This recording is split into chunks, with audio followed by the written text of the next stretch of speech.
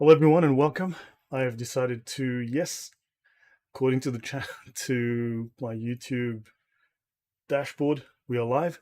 If you guys can all hear me okay, just give me a 1 in the chat, but good to see you all. Thanks for those who are here right now. Okay, so let me minimize that window. And Yeshua is Yahweh. Congratulations on England's win. So, yeah, great to see that. Good to see that. It's been a long time, I think, and well deserved. So yeah, guys, drop me a 1 if you can hear me, and everything is going smoothly right now as far as the audio is concerned.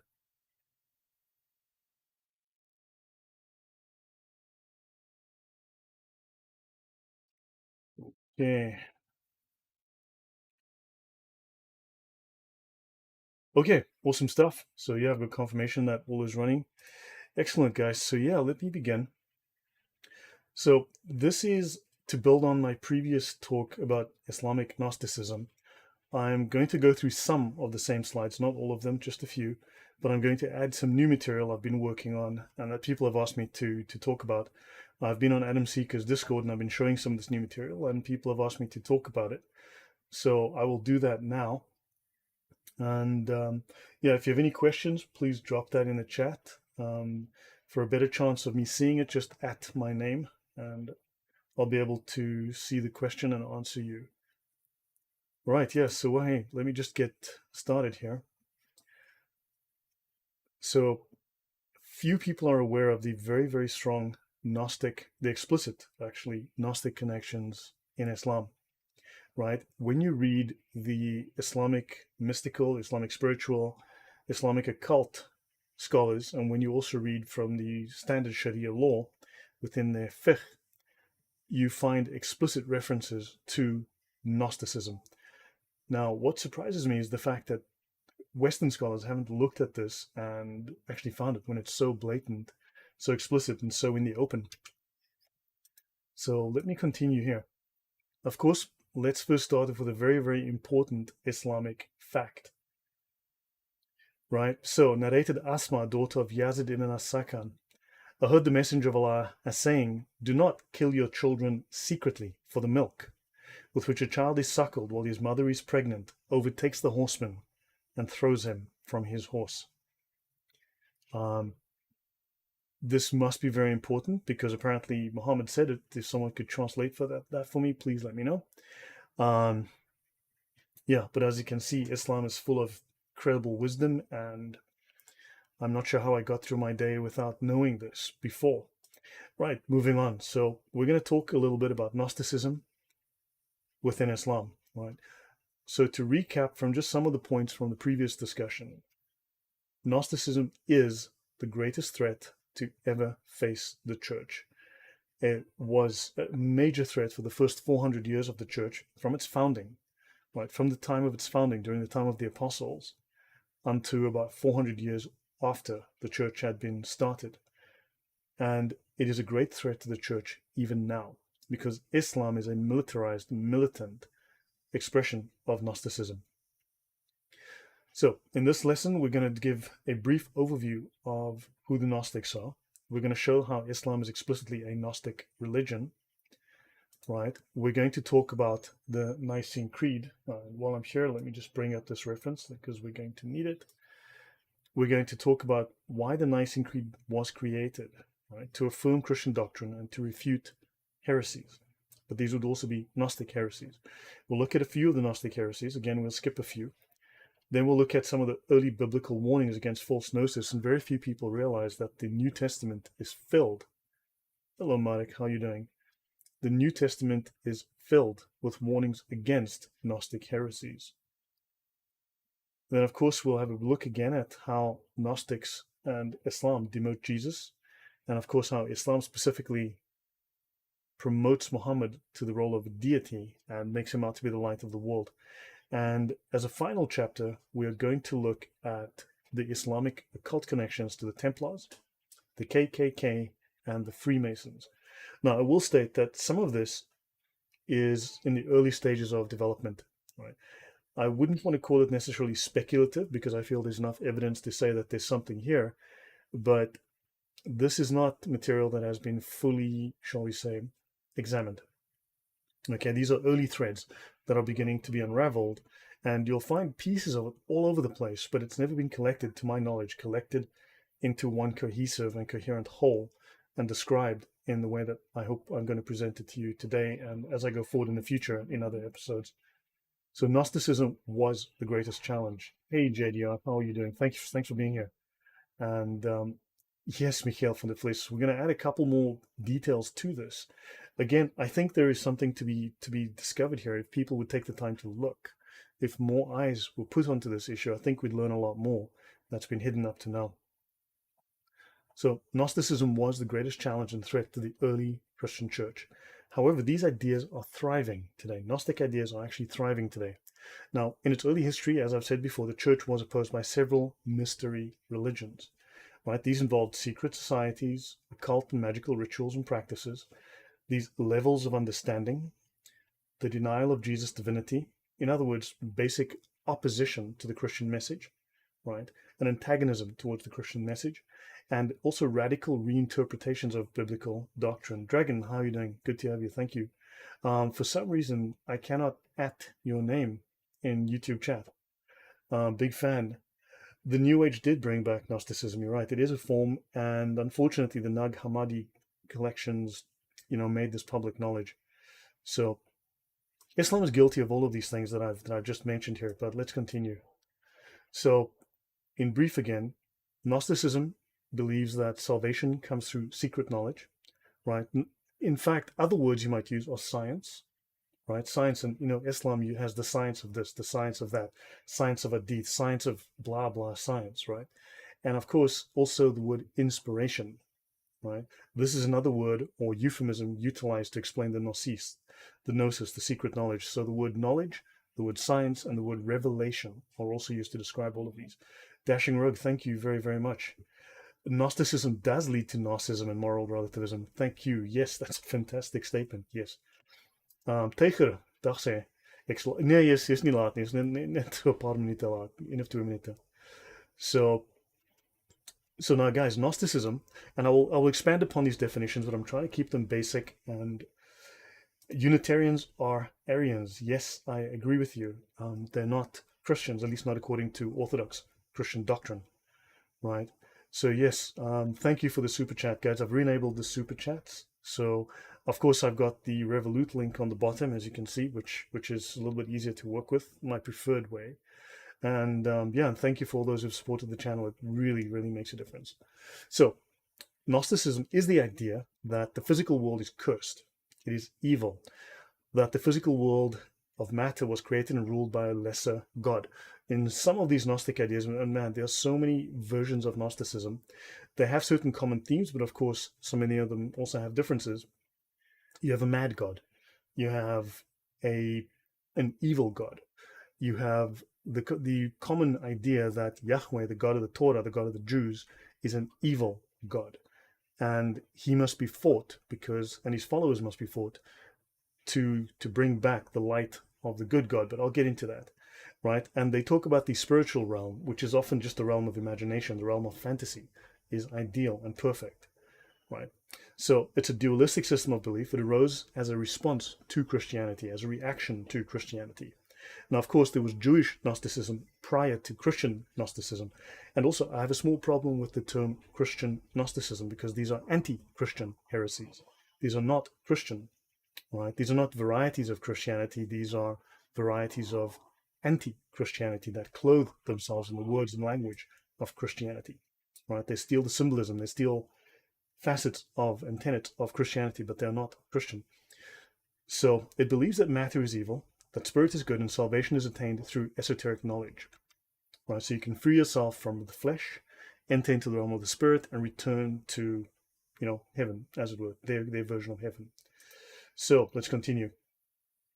So the name Gnosticism, and this is one of the new slides, was applied to a variety of schools that differed in their reinterpretations of the Christian faith. The common principle of unity is standing in opposition to Christianity as received by the disciples.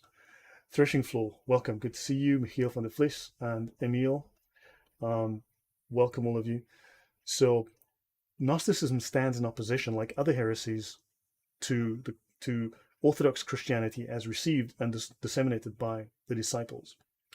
Now, they believe that Christianity is false or is insufficient to afford absolute truth. Christianity does not provide the absolute truth, and they have a hostile attitude to Christian faith. Gnostics claim for themselves the possession of superior knowledge, of a higher knowledge than that of ordinary believers. So we would fall into the category of ordinary believers, ordinary Christians. We accept the words of the Bible. We accept the words of the church fathers, right, and the apostles.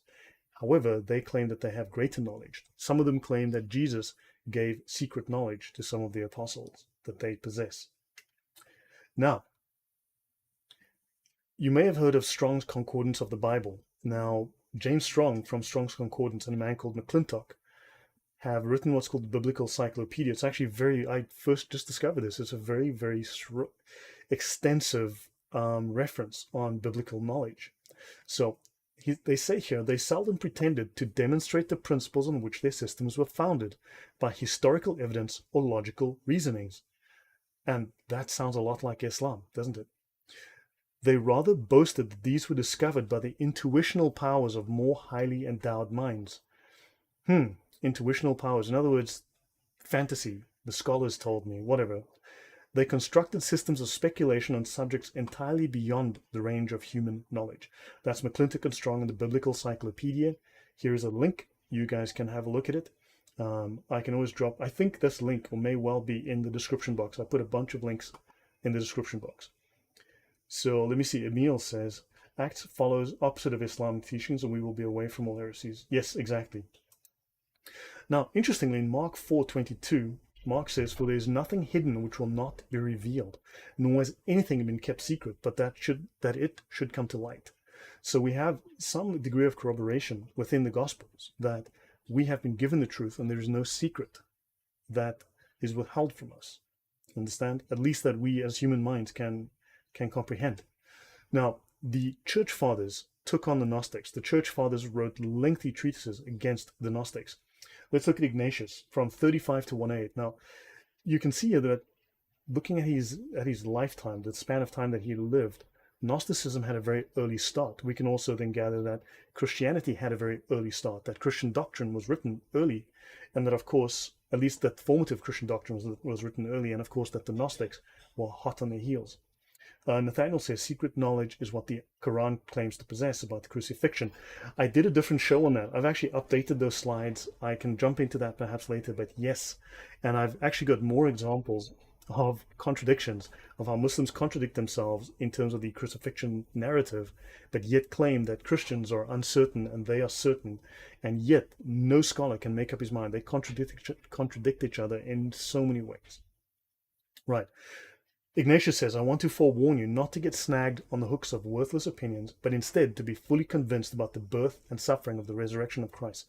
Contextually, he's saying here that we need to believe that Christ was a physical man, physically born, because the Gnostics make claims against this.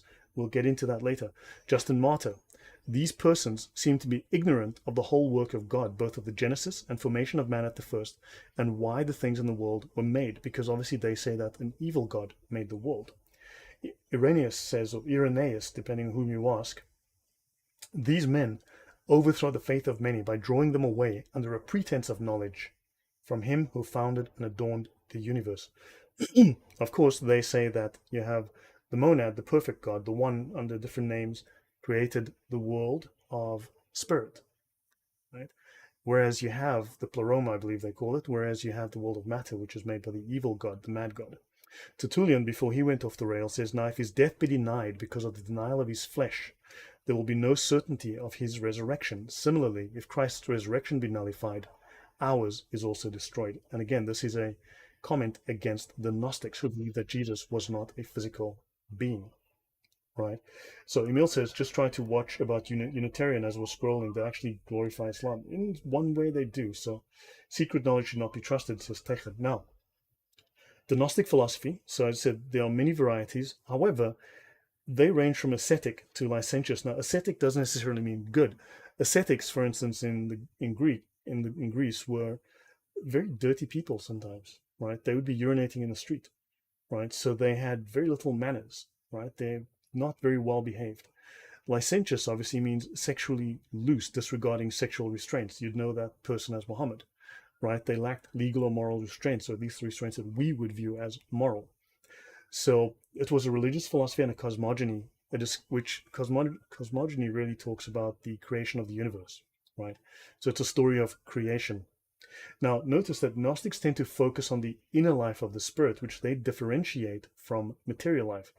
This we can look at in terms of this modern movement where people identify as attack helicopters, people with winkies identify as female, right? Now, I'm pretty convinced that chest hair is not a social construct. I'm pretty convinced chest hair is real. So, now let's continue. For instance, in Gnosticism, the male-female distinction is viewed as a corruption. So the distinction between men and women should be rejected because it is part of the useless creation order. The ideal is androgyny, a synthesis of male and female, so neither one nor the other. The outworking of this ranges from goddess worship to saying that women need to become men to be saved. The common theme is seeing the male-female distinction as defective, part of the fallen world of death that we must escape if we are to find true life. So let's look at the Gnostic Gospel of Thomas. When you make the male and the female one and the same, so that the male not be male, nor the female female, then you will enter the kingdom. This is found in the Gnostic Gospel of Thomas. I have put a link to this in the description box. You'll find a link to this. It is saying number 22 in the Gnostic Gospel of Thomas. Right. So understand, we recognize this today as gender dysphoria, as transgenderism.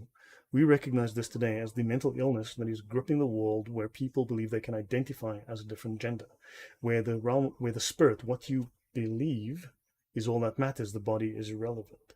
And of course, we have a completely different view within Christian doctrine. Genesis 1:27, and look, there are many verses that can be used. This is just one. Says, in the image of God, he created him, male and female, he created them. So God made men and women as different, yet interdependent. They are equal, but not the same. Each sex has its own distinct role to play in God's design for family, society, and church. To continue, Simon Peter said to him, let Mary leave us, for women are not worthy of life. Jesus said, I myself shall lead her in order to make her male, so that she too may become a living spirit resembling you males. For every woman who will make herself male will enter the kingdom of heaven. This is saying number 114 in the Gnostic Gospel of Thomas. Does this sound like feminatism? And when you look at this carefully, do you notice here would you see a parallel within Islam in terms of the domination of men over women? Right. So yeah, you may well see certain ideas that will play out, and we'll see this over time. What is interesting to note is that the Gospel of Thomas contains 114 supposed sayings of Jesus, whereas the modern Qur'an has 114 chapters. You make of that what you will, but again, these are things that I find really, really interesting. What you will note as we move forward through the presentation is that the Gospel of Thomas was used extensively by Mani of the Manichaean faith, or Manichaeanism, or Manichaeism, however that's pronounced, Manichaeism. In his writings, Mani quotes the Gospel of Thomas 73 times. Oddly, Islam is influenced, according to scholars, by Manichaeism. They've taken some of their doctrines and beliefs from Mani. So, Gnosticism in popular culture. So I'm just going to go. Gnosticism was successfully rejected by the early church, but it never went away. It has enjoyed a revival in today's popular culture, not least in New Age thinking. So you look at Dan Brown's Da Vinci Code. This suggests that the Gnostic Gospels contain truth about Christ that a power-hungry church concealed. Gnostic ideas play a key role in many films that promote finding out who you really are and being yourself, believing yourself, right? And of course, this is not the path to true fulfillment. Right. This has become a path to delusion. Alistair McGrath explains that Gnostic themes chime in with contemporary ideals of self-discovery, self-awareness, self-actualization, and self-salvation, not to mention a dislike of any kind of authority, especially church authority. Right? John Lennon said the only true Christians were the Gnostics who believe in self-knowledge, i.e. becoming Christ themselves, reaching the Christ within. That is not a Christian view. Emil says, Gnosticism, soul is trapped in this evil body and the world is created by of course, an evil god, a demiurge. Yes, an inferior god, correct. Now, I want to go to the Reliance of the Traveler. This is it's the most authoritative, it's the premier Islamic law reference manual in the world, in the Sunni world at least. Hi, Veronica, welcome. So, again, there are links in the box, right? In the description box, you'll find the links. You can find this yourself. So I'm going to go here to Reliance, and I'm going to bring up the letters G and OS in the search box. There are 28 references to Gnosticism here. Gnosis appears 18 times, Gnostic 5 times, Gnostics 3 times, and Gnostics with an apostrophe once. So let me go through here, and we will look at explicit admissions that Islam is a Gnostic religion, that the scholars of Islam are Gnostic. Right? We can see here. I'm just going to try and zoom in so you guys can see more clearly. They write here about the Sheikh al-Akhbar, Allah Most High sanctify his inmost being, writes in his letter about the spiritual station of annihilation in Gnostic vision. Right? So this is one of the things that these scholars have to undergo when they want to reach communion with Allah. Of course, in Christianity, we go to church, we have communion. They have to go through these rituals, these occult rituals and magical, mystical practices to reach this communion, to join with the monad. They speak here of stopping at the first traces of gnosis, of the gnosis, right? They talk here about others claim to have attained to gnosis and contemplative knowledge of the divine, and to have reached nearness to Allah. This is in reference to the fact that the Muslim scholars say that they have achieved the gnosis, they have the secret knowledge, they have reached the ultimate perfection, the ultimate reality and truth, and that all those Gnostics before them were just pretenders, right, just wannabes. They state here bluntly, we have attained to gnosis, okay? Our hearts are aflamed with the love of Allah Most High, and we have attained to gnosis. They quite literally mean Gnosticism. When you start looking for Gnostic references within Islamic Sharia scripts and fiqh scripts, you find it everywhere. The Gnostic, they refer to the Gnostic. Let's continue. The Gnostic's spiritual will, exalted above all else, must carry him beyond what we have just mentioned. Okay, who has reached the level of those to whom the unseen is disclosed and who have Gnostic insight. The door of gnosis is open to us. Okay, contemplative knowledge of the divine opens to them. Right? We are immersed in the sea of Gnostic inspiration. I will come to this quote again in a little bit. Right? They speak here of this guy as a Sufi and a Gnostic. Right? That faith can only be comprehended. The tenets of faith of the people of Islam, of the Sunnah, of the Sunnis, can only be comprehended through the gnosis. Right? Books called The Grove of the Gnostics, the game, the chess of the Gnostics. Gnostics, gnosis, gnosis, gnosis, gnosis, just gnosis everywhere. Let me bring up a different manual. Okay, so now I'll continue here with this. Any questions, guys? Any comments? The gnosis is a Greek word. Yes, it means knowledge, but also it's been used in terms of science and in terms of... Okay, so here we go. Let's continue. So it's the cult of special knowledge. It comes from the Greek gnosis, meaning knowledge, but also science, revelation, and so on. Now, there's a strong overlap with Allah. Okay, the Gnostics believed in a remote, unknowable, supreme deity called the monad, a single unified deity called the monad, right? Which is equivalent to the Tawhid of Islam. There's no differentiation in the monad. It's beyond human thought, and we cannot reach it. It is unknowable to us. Welcome, Anabaptist. Glad to have you here. Yep, sounds like classic Gnostic beliefs, exactly. So, but we'll get deeper into that. You'll see many more. Okay, now, the First Council of Nicaea. So I'm going to skip over most of the slides. I've got several here, but I'm just going to show one or two. It is not what people claim it is. The Council of Nicaea was a refutation of Gnosticism, specifically Arian heresy. So now it was held in 325, called by Emperor Constantine, right? And it needed to solve the severe problems caused by Arianism, right? Proposed by Arius of Alexandria. Now, if you look into the history of Gnosticism, many of the Gnostic heresies, many anti-Christian heresies, arose in Alexandria. It's a hotspot for this kind of thing. So now Arius claimed that Christ was a created being, just like Islam does. It was condemned as a heresy, and the Nicene Creed was created in response. As an example, we believe in one God, the Father, the Almighty. This is specifically to state that we do not share belief in three gods, right? So this was specifically written to define what is Christian belief, and to as a refutation of the Gnostic heresies. XYZ says, okay, so now, maker of heaven and earth, because heaven and earth was not two separate creations by two separate gods, earth by a mad god or evil god, right? So that's why this was explicitly said, of all that is seen and unseen. So Yahweh, the God of the Bible, the God of the Torah, is the maker of everything. And we believe in one Lord Jesus Christ, the only Son of God. So many Gnostic heresies, including Islam, deny the sonship of Christ, eternally begotten of the Father. Okay, so this goes against Arianism and adoptionism. God from God, light from light, true God from true God, and so on. So understand, and remember, there's about 4 pages more of this that I could go through. I'm just going to skip that for the time being. But understand that these creeds are specifically refutations of heresy and affirmation of Christian belief. I want to talk about the first apocalypse of James. Dashing Rogue says, will you cover the traditional movement? And René Guillaume, René was a Muslim and pushed various metaphysical doctrines, which I've seen pop up. Actually, that's interesting. I looked into him briefly some time ago, and it's probably, drop me a note, I need to remember that, because I'm sure these are all connected. There certainly are parallels. Dragon says, John 1, in the beginning was the Word, and the Word was God. Yes.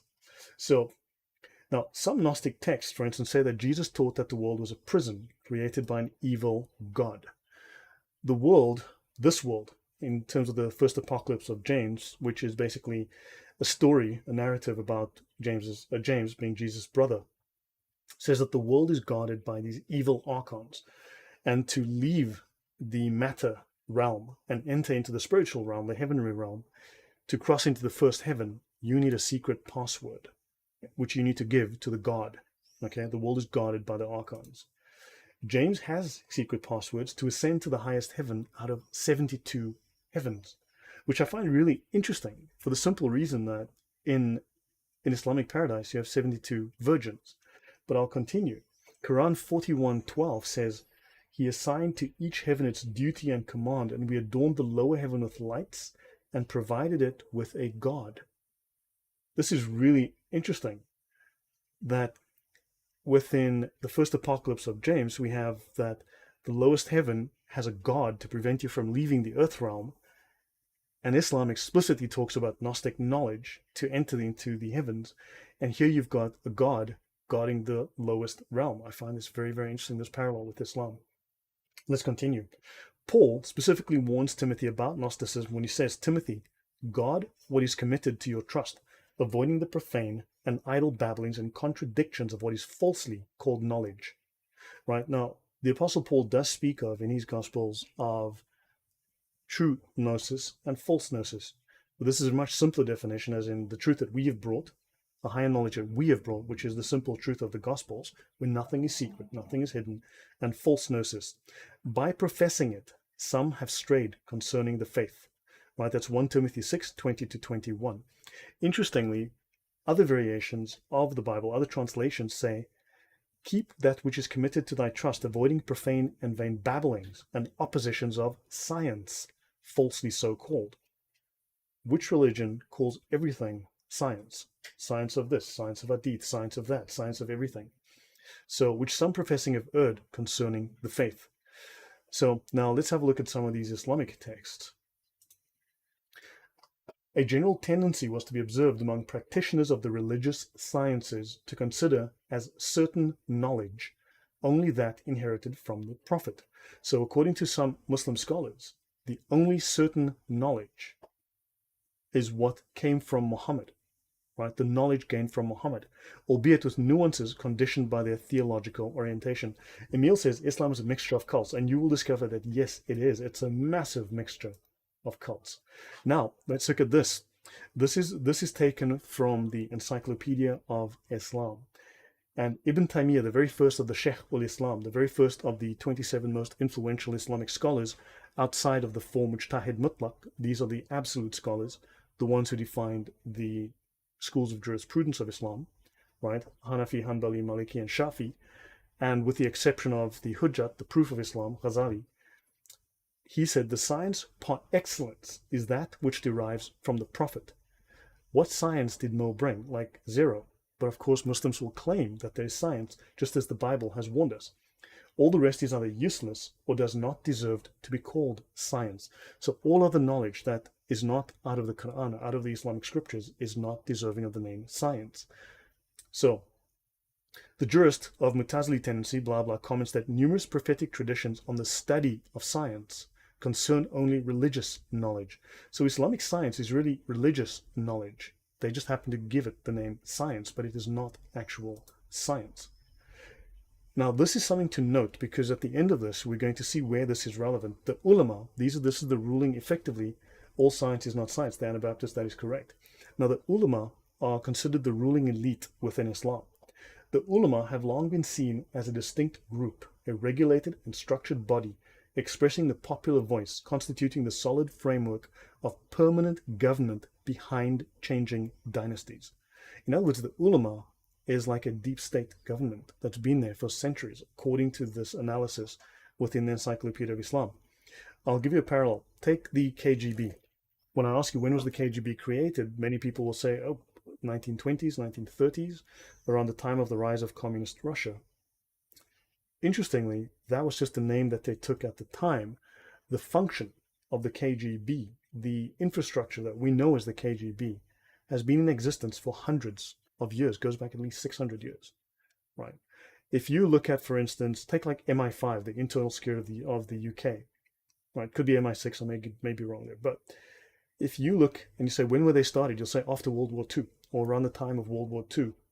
Well, the function that they perform goes back to at least the 1300s, right? If you've watched learned any history about, let's say, Queen Elizabeth I, you'll find she had if I have this correctly, she had Walpole, who was the head of intelligence. This is a man who set up all these secret networks and secret informants, and he set up the whole intelligence apparatus of the empire, of the kingdom at the time.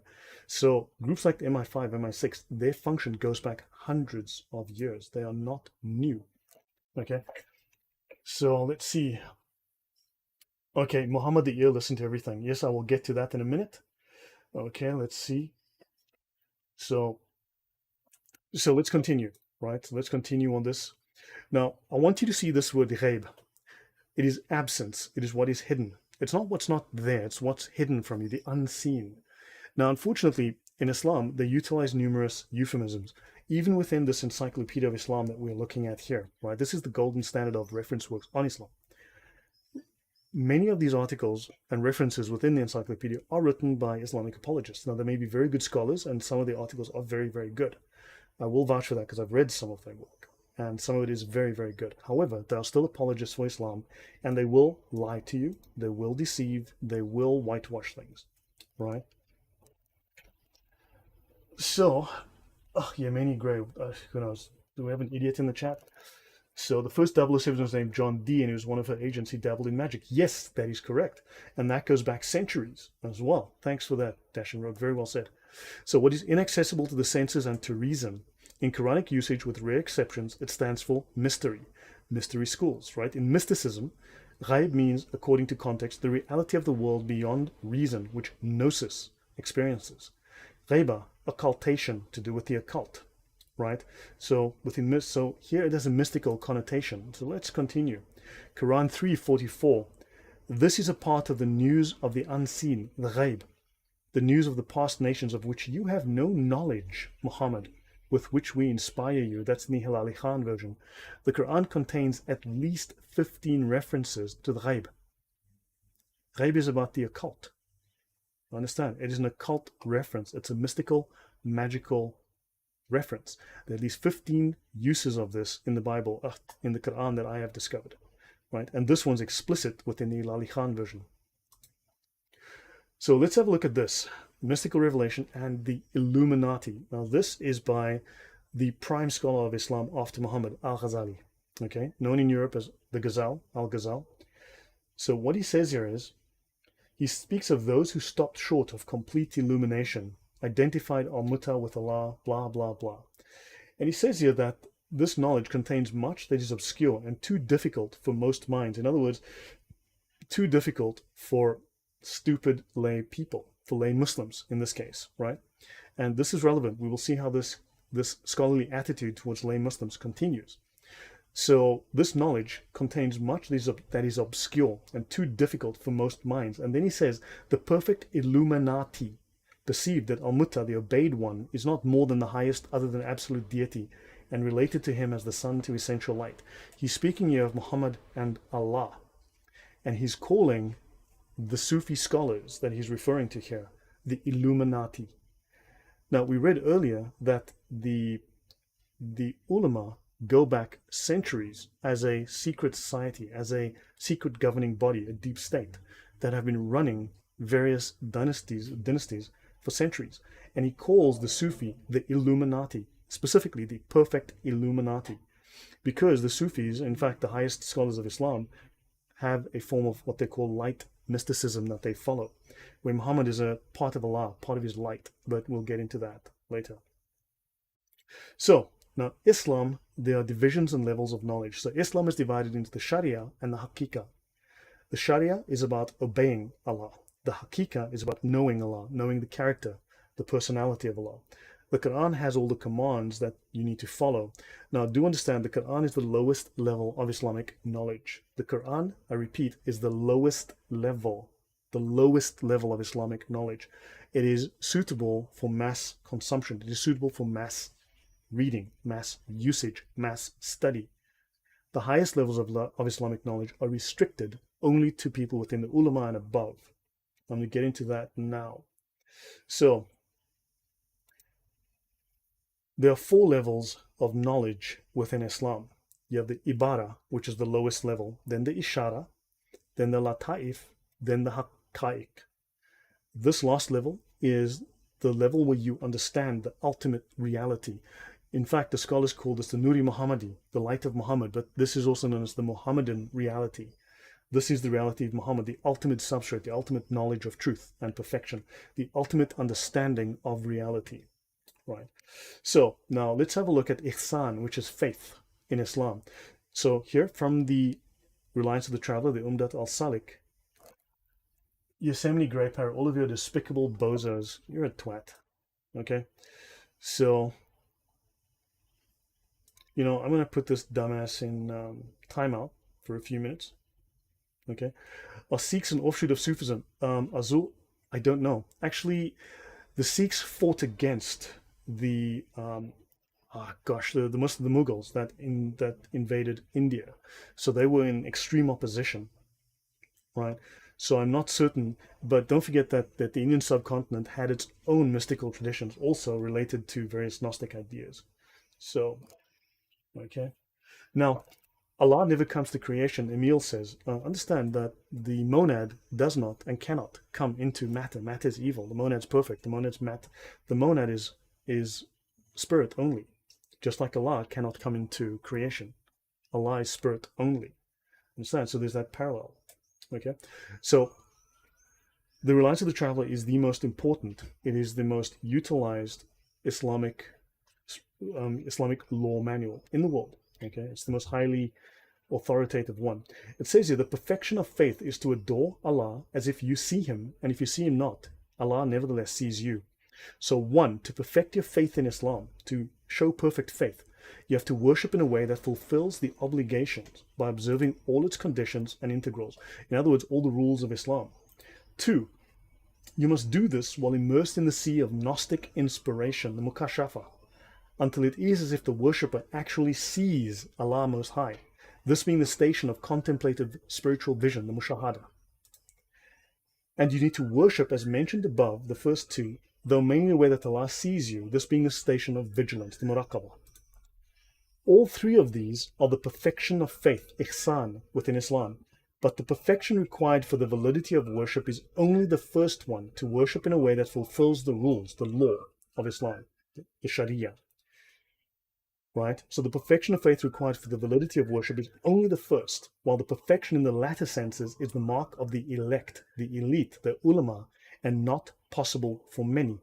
This parallel goes back to, well, the higher knowledge is reserved for the elite, right? So the higher knowledge is limited to a very few number of people, very low number of people. So let's continue. Within the Sharia, we learn the superiority of sacred knowledge over devotions. This would be things like your 5 pillars, your prayers, the typical things that you do to show your devotion within Islam, right? But sacred knowledge, the gnosis, is greater than all of these. So in other words, the 5 pillars are not the most important thing in Islam. The sacred knowledge is, the gnosis is, the Gnostic knowledge. Now, it says here in point 8, within, this is again, is in the Umdat al-Salik, the reliance of the traveler. The world and what is in it are accursed. The world of matter is cursed. This is the official station. This is the official stance. This is the official doctrine of Sunni Islam, which is very interesting because this is also the official doctrine of Gnosticism, that the world of matter is cursed, right? Except for the remembrance of Allah, that which Allah loves, and someone with sacred knowledge or someone learning it.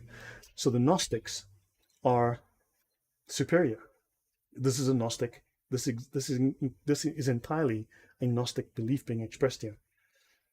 So Mukashafa sounds like Kashif, if I'm not mistaken. Nathaniel, you are correct. I will get to that. Now, understand, it says here, there's a harsh dualism in Gnosticism between matter and spirit. And in Islam, there's a harsh dualism between world of matter and spirit too, okay? That supports Islam's view that fitna is worse than murder. That's in Quran 2, 191. Understand that fitna, that deceiving people, or actually fitna means temptation, to tempt people away from faith is worse than slaughtering them, worse than killing them. Understand? Because the body doesn't matter. Matter is evil. It doesn't matter if you kill matter. The body is irrelevant. All that matters is the soul, the spirit, the belief. And so this is entirely aligned with the Gnostic beliefs, and Islam has adopted a Gnostic belief here. Now, to go back one here, sorry, just to go back. Knowledge is in the way of Allah. So understand that for the lowest level of Muslims, right? Knowledge, secret knowledge, is in jihad. So the level of secret knowledge, the greatest devotion that the lowest level of Muslims can provide is jihad. And understand, when I mentioned the 4 levels, now I cut out many of the slides that discuss those 4 levels of Islam. So you have the 2 divisions and the 4 levels. I'll just briefly go into that. So you have the knowledge of the law, which is how you obey Allah, right? To obey Allah, submit, right? Then you have the knowledge of the character, the personality, right? The mystical aspect of Islam, the occult aspect of Islam, the spiritual aspect of Islam. That is, let me just go back, right? So that is the Hakika, right? Then you have the 4 levels, Ibara, Ishara, Lataif, Haqaiq. The Ibara is the lowest level, the absolute lowest level of knowledge in Islam. That's where the Quran sits. If you only study the Quran, you will be ignorant of Islam. Yes, you will learn a few things, but there will be aspects to Islam you will not find there, right? So the Ibara is at the lowest level of Islam. The Ishara is the higher level, open to their imams, their sheikhs, the Yasir Qadis of this world. Above that, you have the Sufi. The Sufi are at the level of the Lataif, right? And above that, for the Sufi saints, you're looking at the Haqaiq, right? The knowledge of the ultimate reality. So the Sufis are the highest of Islam because they must not only master the lower 2 levels, which is the mastery of the Sharia, they must go above that into the Hakika and master the spiritual knowledge of Islam. So they are actually the highest. The Sufis are the highest, and the Sufis are the perfect Illuminati. Right, just to do a précis, look at my previous video on the subject just to get more detail on that. Okay, so stepping forward. Now Ghazali, this is the prime scholar after Muhammad himself, right, of Islam. This is what he meant when he said that Sufism or Tasawwuf is personally obligatory for every Muslim. Well, that's obligatory gnosis because the Sufis are Gnostics. Tasawwuf is Gnosticism, right? The practice of the Sufis is Gnosticism. So let's have a look. Now, what is the view of Islam on Christ? They said in boast, we killed Christ Jesus, the son of Mary, the messenger of Allah, but they killed him not, nor crucified him, but it was made to appear to them. Another was made to resemble him to them. And those who differ therein are full of doubts with no knowledge, but only conjecture, for they killed him not. That's the Quran 4, 157 and 158. Now, I have a different presentation. I did this previously. I have added more data to that set of slides, but look at the previous show I just did, the most recent show I did, which goes into depth on how Islamic scholars have no idea what happened. They all have completely contradictory views, and they say we are confused, right? Now that's interesting. Yes, I actually have that in the slides. I may or may not bring up that slide, Dragon. Jesus says, blessed be the day I was born, the day I die, and the day I rise again, which is contradictory to the eschatology of Islam, because Jesus did not die. He was raised to heaven. He will come back at the right hand of Muhammad. He will destroy Christianity, right? And then he will marry, have children, and die. Now, of course, it says that he was raised, died, right? Sorry, it was raised, will come back, and then die. But it says, but it conflicts completely. It contradicts that Quran verse. The day I was born, the day I die, the day I was rise again, because it flips that around. So this is a very interesting contradiction between the Islamic eschatology narrative and the Quran. It's just crazy. Okay, guys, yeah, please beat the like button, smash it. Seriously, make jihad on the like button. Appreciate it. So, again, O people of the book, do not be excessive in your religion. And excessiveness means this concerns the extremism of the Jews concerning Jesus in accusing Mary of fornication, and the extremism of the Christians in considering Jesus to be a god. For both excessiveness and remissness are evil, and both are unbelief, right? And of course, I am the truth. This is the mistake of the Christians, who saw this in the person of Jesus, Jesus being the truth. And they said that Jesus was the divinity. So we are guilty of this mistake, right? So let's have a look at the Manichaeans, or the Manichaeans, depends who you're going to ask. So the Manichaeans were Docetic. And again, go to my previous my previous slide to talk about that. I'm skipping those because I want to just focus on some of the new material. So this Docetic, from Docetism, right? Docetism is from the Greek dokein, to seem, to look like, to appear as if. This Docetic interpretation regarding Jesus' crucifixion was spread by the Manichaeans. Manichaeism was prevalent in Arabia during the 6th century. And like the prohibition of wine and the fasting rules, Islamic views on Jesus' death might well have been influenced by Manichaeism, because they seem to have taken the prohibition of wine and the fasting rules and the death of Jesus. The narrative of the death of Jesus seemed to have been taken from Islam, by Islam, from Docetism, by way of Manichaeism. Interestingly, the Gospel of Thomas I quoted earlier quotes the Gospel of Thomas 73 times, right? Manichaeism quotes the Gospel of Thomas 73 times. That's how some of these quotes from the Gospel of Thomas would have influenced Islam. This is from Kessler, okay? This book is link in the description. You can have a look at it. It's just link in the description box. You'll find this. This complement is supplied by a heterodox Christian doctrine borrowed from Docetism. This is the idea that when Jesus was supposed to be crucified, he was taken up into heaven and just seemed to die, and someone else replaced him, this substitution theory, right? So this doctrine borrowed from Docetism. It cannot be our task here to trace the influence of Docetism on Islam, but it seems highly probable that this doctrine came to the Muslims through the medium of Manichaeism. This is research that goes back a century or more, right, which adopted this belief and gave it a definite shape. The Jesus of the Manichaeans had no objective reality as man. His human appearance, birth, and baptism were a mere apparition, a ghost, right? An illusion, and so were his sufferings. It was not he who was really crucified, but an emissary of the devil who tried to frustrate the activity of Jesus, and who, as a punishment for his wickedness, was fastened to the cross. There are numerous Islamic stories of the crucifixion, right, or the non-crucifixion, that talk about one of the Jews, right, who were trying to capture Jesus. They speak of course, Simon of Cyrene, and they speak of one of the companions, one of the 12, maybe 14, maybe 17 companions. They can't seem to make up their minds, right? 11 companions because Simon, because of, Judas. So they do speak of one of these companions, and they speak of a Roman god called, they've got a bunch of different people. They've got at least 5 different people that were used to, to basically replace Jesus on the cross. In fact, in one of the Gnostic stories, they speak of that Jesus took Simon of Cyrene, and this is from Basilides, right? He tricks Simon of Cyrene, obviously, to carry his cross, and then Jesus swaps places with him, and he tricks him, just like Allah tricks the Christians into believing Jesus died. So this idea, you can see parallels there. So let's move on.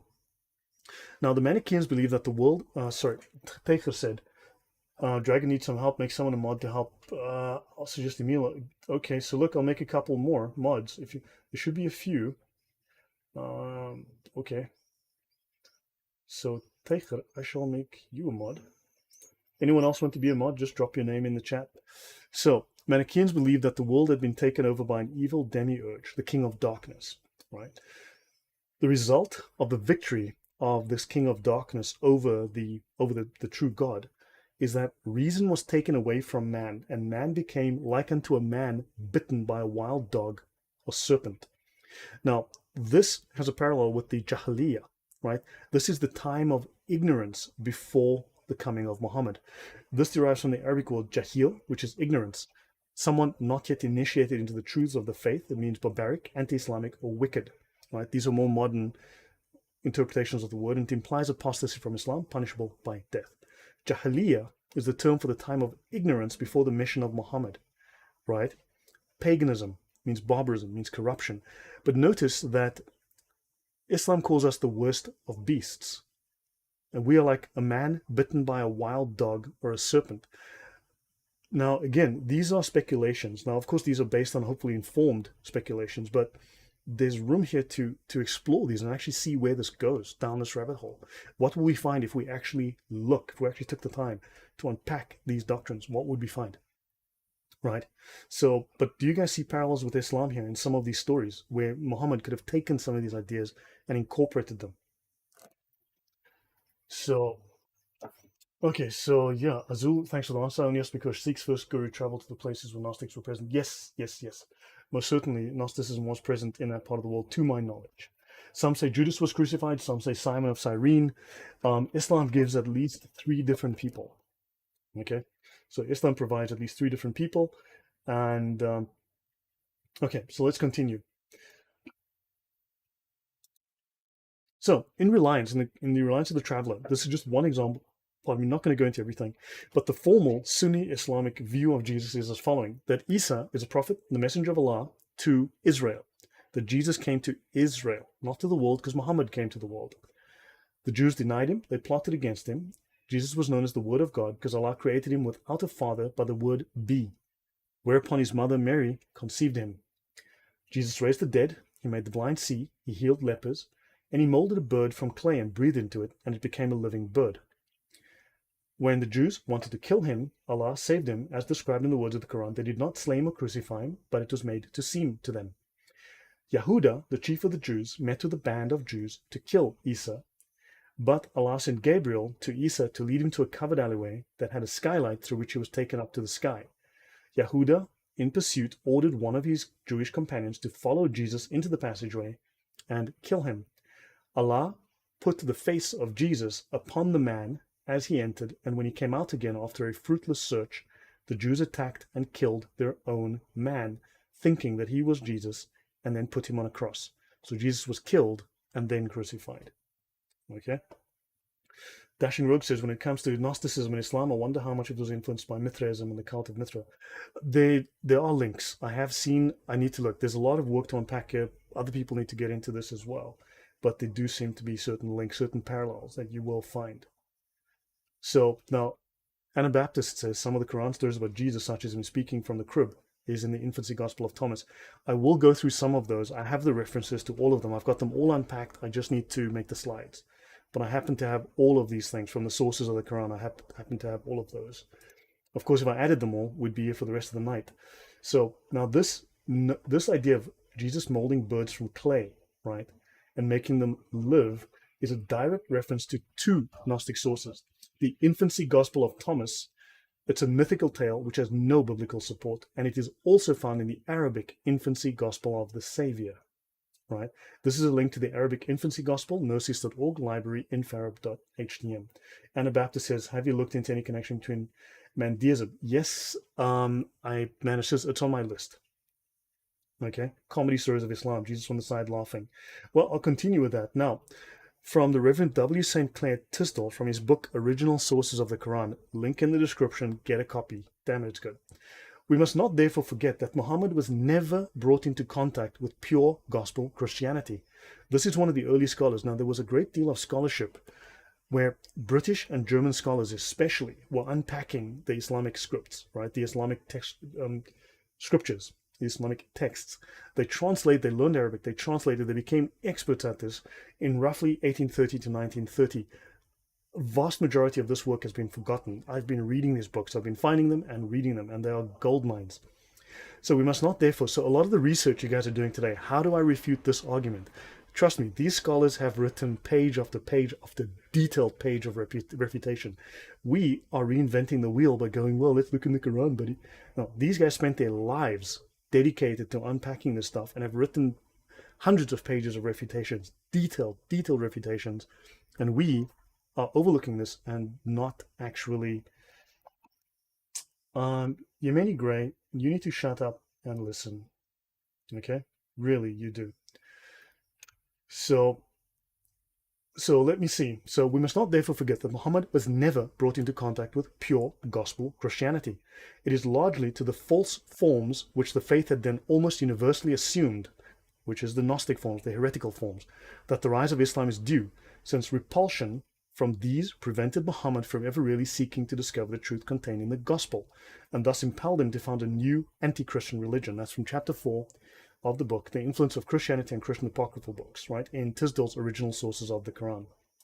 So now, Tisdall goes on to say, there is no satisfactory proof that an Arabic version of the New Testament existed in Muhammad's time, right? In the Orthodox Church as well, the gospel was neglected in favor of legends, myths of the saints, which appealed to the popular taste for the marvelous. So people strayed from the Orthodox gospel interpretations.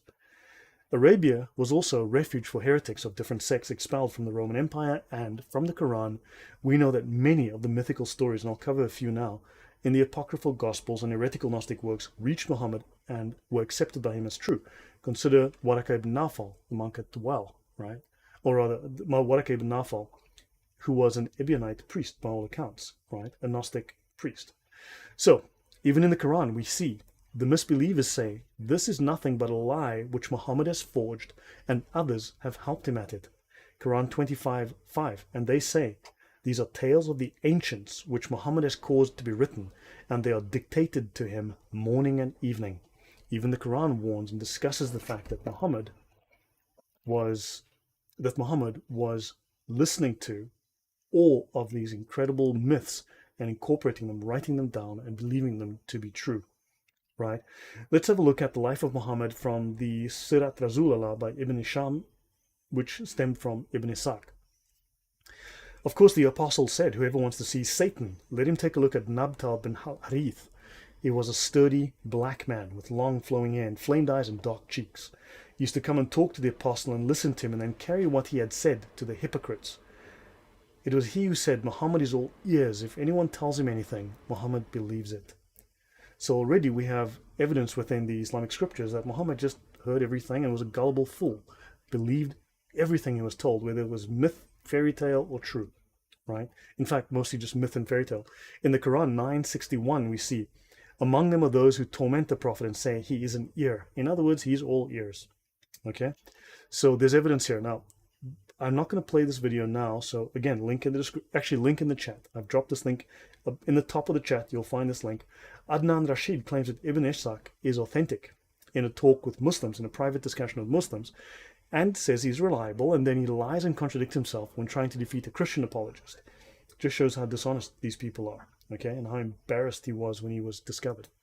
So, moving on. This is an example of a Gnostic Mary in the Quran. So, in the Quran, in Surahs 337 and 344, Mary receives miraculous food and care. Muhammad plagiarized and altered biblical tales of Noah, Abraham, Lot, Moses, Mary, and Jesus. The canonical Gospels are silent about this legend of Mary, and a well-known Gnostic infancy gospel invented these fictions about her. The Quran says in 337, her Lord accepted her graciously, and she grew up with excellence and was given into the care of Zechariah. Whenever Zechariah came to see her in the chamber, he found her provided with food, and he asked, where has this come from, O Mary? And she said, from Allah, who gives food in abundance to whomever He will. The Quran plagiarizes this myth from, yes, he even twisted, Michiel, yes, he even twisted the Gnostic books, he did. The Quran plagiarizes this myth from the Proto-Evangelium of James, or the Gospel of James, a 2nd century infancy gospel, telling of the miraculous conception of the Virgin Mary, her upbringing, marriage to Joseph, the journey to Bethlehem, the birth of Jesus, and the events immediately following. So it is also the earliest surviving assertion of the perpetual virginity of Mary, this Gospel of James, meaning virginity not just before her birth, but even during and afterwards. Okay, so how did Jesus have siblings? Now, this gospel was condemned by Pope Innocent I in 405 and rejected by the Galatian decree. And however, it still became a widely influential source for Mariology. The Book of James really is just a work of bad fan fiction. It's just someone's imagination. Now, the apocryphal gospel says in 5:1, and she, Anna, Mary's mother, made a sanctuary in Mary's bedchamber, and Mary was in the temple, nurtured like a dove, and received food from the hand of an angel. That's the original story that Muhammad copied from. Now, Jesus also speaks while as an infant in Surahs 19:29-33 and 3:46. So Jesus speaks in the cradle. In the Quran it says, how shall we talk with him? He's but an infant in the cradle. And Jesus says, I am a servant of Allah. He has given me the book and he has made me a prophet. He has made me blessed wherever I may be. He has enjoined upon me to offer salat and zakat so long as I live. So Muhammad here co-opts and turns Jesus into a Muslim who makes salat and pays zakat, which are two of the pillars of Islam. So Muhammad again fabricated these revelations from the Arabic infancy gospel of the Savior. And Michiel says, there is the Syriac gospel of the Savior, where Jesus spoke in the cradle saying that I'm the Son. Yes, this is the one, this is the same one. Now this gospel says, we have found it recorded in the book of Josephus, the chief priest, who was in the time of Christ. And men say that he was Caiaphas, right, or Caiaphas. But this man said that Jesus spake when he was in the cradle, and said to Mary his mother, verily, I am Jesus, the Son of God, the word which thou hast borne according as the angel Gabriel gave the good news. And my Father hath sent me for the salvation of the world. So this is a report, but unfortunately this is one that Muhammad made into actual factual statement. And of course in Surah 19, I am the servant of Allah, right? In the infancy gospel, he says, I am Jesus, the Son of God. So the story was altered to deny Christ the Son. In Surah 3:46, the cradle is used again. He will speak to the people in the cradle and in maturity and will be of the righteous. So there's further evidence now that these baseless assertions that Islam makes, which are not supported by any of the known and trusted gospels, by any authoritative Christian texts, right, are derived from well-known apocryphal gospels and not secret revelation from Allah. So this is the end of part 1. I'm going to do part 2, which is much shorter, but I'm going to speak about some of the occult connections within Islam. So yeah, so should I continue? Should I stop here and do this another day, guys? Any questions? Any comments? So I'll pause here for a minute and take your questions.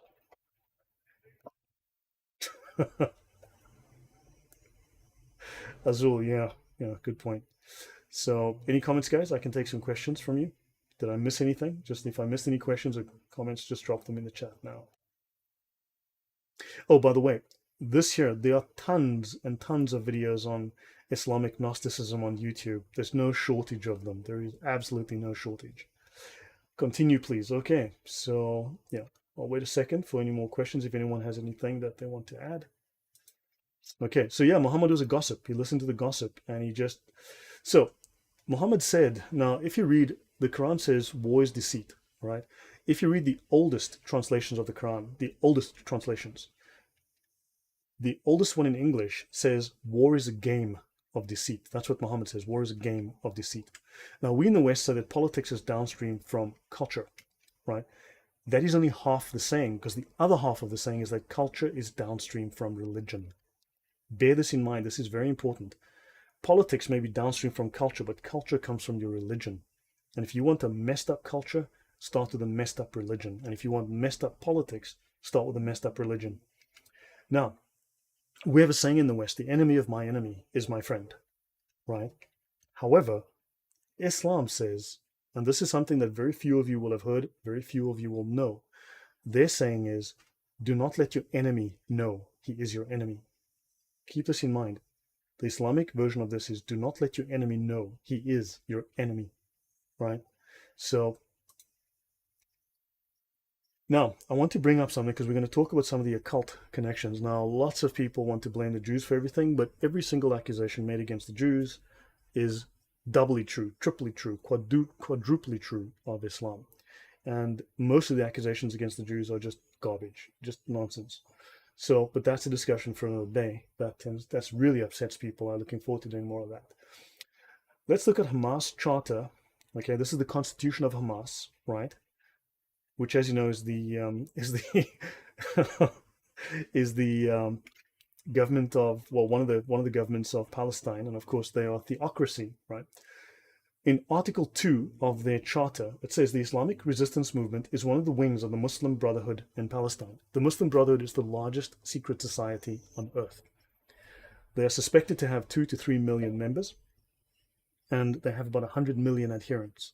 That is huge. That is enormous, right? So they are part of the Muslim Brotherhood, and they're a universal organization which constitutes the largest Islamic movement in modern times. The Muslim Brotherhood is characterized by its deep understanding, accurate comprehension, and its complete embrace of all Islamic concepts, right? Of all aspects of life, culture, creed, politics, economics, education, society, justice, and judgment, including the spreading of Islam and the science of the occult and conversion to Islam. So Hamas, being a member of the Muslim Brotherhood, is invested in, through their deep understanding and accurate knowledge of all Islamic concepts, they're invested in the science of the occult. Now, this is the Avalon Project, Hamas Covenant, okay, translated by Yale University, which is very interesting. Many other translations that you look at will use science of the unseen, knowledge of the unseen. Understand? Because they use euphemisms to hide what they actually mean. Like, instead of saying jihad, instead of saying killing for Allah, they'll say, you know, knowledge is in the way of Allah. In the way of Allah is code, euphemism for murdering people who oppose Islam, right? And this is very common. So Hamas is dedicated to the spreading of the science of the occult. Now, I want to talk about Baphomet, also known as Mahomet. Modern scholars agree that the name of Baphomet was an old French corruption of the name Mahomet, with the interpretation being that some of the Templars, the Templar Knights, through their long military occupation of the Middle East, had begun incorporating Islamic ideas into their belief system, and this was seen and documented by the Inquisitors as heresy. This is the modern incarnation of Baphomet, right, from Eliphas Levi. Now, this is not exactly the version that the Templars are thought to have worshipped. This is a modern rendition, like 15th or 16th century, but this is still very much the goat's head that they worshipped, right? The same concept. Notice, though, the Islamic crescent and star and the Islamic symbolism present in the symbol of Baphomet. And I'll continue, and I'll say why I'm saying all these things. Now, in the Chanson de Simon Pieux, written before 1235, a Saracen Islamic idol is called a Baphomet. Now, we have another connection, that Islamic idols are called Baphomets, connected to Baphomet. Okay, the name for Muhammad was Maphomet. Yes, Baal, Hub Allah. What's interesting is if you look at Baal, okay, if we look at, if we look at Baal, okay, Baal or Baal or whatever you want to call it, let me just zoom in here. Baal had a wife, just like, remember, if you go to the Qur'an, they speak of, they speak of the satanic verses, there's like the 3 female goddesses. Right? Baal had a wife called Ba-Allah. Ponder that for a minute. Okay? So Baal has a wife called Ba-Allah. So anyway, let's continue with this. Free Palestine was timed up. Oh God, I should annoy people with the talk on Palestine. I've got some new information that's going to annoy them incredibly. So, now a chronicler of the First Crusade, a historian of the First Crusade, Raymond of Agia, called mosques Baphomaриas. So now we have more confirmation. Peter Partner states in his 1987 book, The Knights Templar and Their Myth, in the trial of the Templars, one of their main charges was their supposed worship of a heathen idol head known as a Baphomet. And Baphomet is known as Muhammad. Okay, this is in Wikipedia. Take that for what it's worth. But let's continue to the Oxford English Dictionary. I've never heard of it, but it may just be an important reference. So, Baphomet, a form of the name Muhammad used by medieval writers, the alleged name of the idol which the Templars were accused of worshipping. The great stress in the condemnation of the Templars is laid on the worship of Baphomet. Now we have additional confirmation given by the Oxford English Dictionary as to the origin of the word Baphomet. Baphomet is also known as the goat of Mendes and often is referenced as Satan, right? Now, what's interesting is there's things I didn't discuss, which I did discuss in the previous episode, but let's read this, Leviticus 17:7. They must no longer offer any of their sacrifices to the goat idols, to whom they prostitute themselves. This is to be a lasting ordinance for them and for the generations to come. This is a warning given to the pagans, right? This, and Gnosticism is, you could probably view it as a form of paganism, as a violation of God's law, because these Gnostics, again, remember, they are deliberately anti-Christian. They're deliberately against, don't forget, Yahweh is the evil God, right? He's the mad God, the evil God.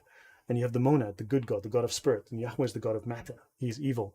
So therefore, they have to invert all of the rules of the Torah, invert the moral law of God, and oppose it, because those are the evil laws, and thus the licentiousness that we spoke of earlier, the sexual licentiousness and the immorality, that is the freedom, that is the way to achieve, to free your soul and go back to heaven, right? To free your little divine light and send that back. So this antinomianism, this inversion, this moral inversion, is a requirement for worship, because God, Yahweh, is evil, and therefore you must do the opposite of what's in the Bible. And so therefore they followed goat idols for the reason that it's the opposite of the law given here in the Bible. Understand that? Okay, this is called antinomianism. Now, another historian, it's given in the Bible, the face of the goats. So Friedrich Nicolai questioned the authenticity of the Templar legend and the role of the historical Knights Templar. And he writes in his German Buch, Versuche über die Beschuldigungen, welche dem Tempelherrenorden gemacht worden und über dessen Geheimnis, blah, blah, blah, whatever, never mind, look it up. Nicolai argues against the identification of the mysterious Baphometus, or Baphomet and Muhammad, which implied that the Knights Templar had secretly been converted to Islam and were worshipping a kind of Muslim idol. So he goes against this. But he says instead, he was convinced of the Gnostic beliefs of the Knights Templar, that the Knights Templar became Gnostics. Well, we have shown, and I've given evidence. In fact, I will give additional evidence here. I'm going to go back here, that this is the oldest this is a Persian treatise on Sufism. This is the oldest book on Sufism. Okay, and I'm going to type in here Nos, and there's just reference of, there's over 100, there's about 150 references to Gnosticism in this book. Okay, the Gnosis of starts off with the Gnosis of God, the Marifat Allah. It speaks here, the Gnostics taste the joy of his communion. They say here, knowledge of God is the science of Gnosis. So the Sharia is the knowledge of God, which is Gnostic, right? Marifat, which is Gnosis. This cannot be acquired by ordinary means, but is a result of divine guidance. Gnosis and information, Gnosis, knowledge, Gnosis from Allah is the science of the sacred law. The science is the Gnosis. This is Gnosis, Gnosis, Gnosis, everywhere. Gnosis, okay? Gnostic, Gnostic, Gnostic, Gnostic, Gnostic. If you look at this particular page here, just this paragraph, there's like 7, the word Gnosis appears like 7 times.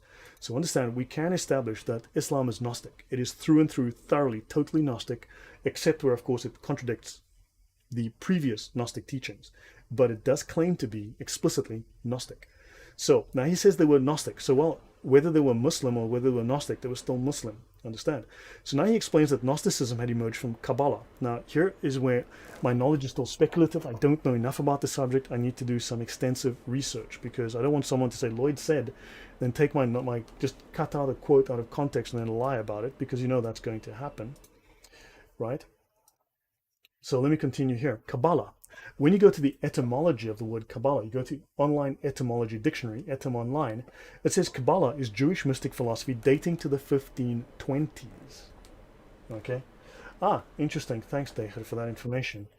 So now, Kabbalah only dates to the 1520s, and in fact, the popular form of Kabbalah was Lurian Kabbalah, right? Lurianism, as it was known, right?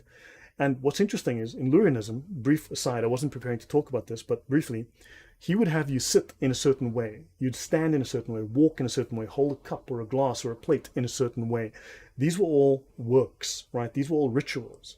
And if you did these perfectly, sparks would fly from you up to heaven, right? You would bring perfection into the world by doing this, and sparks.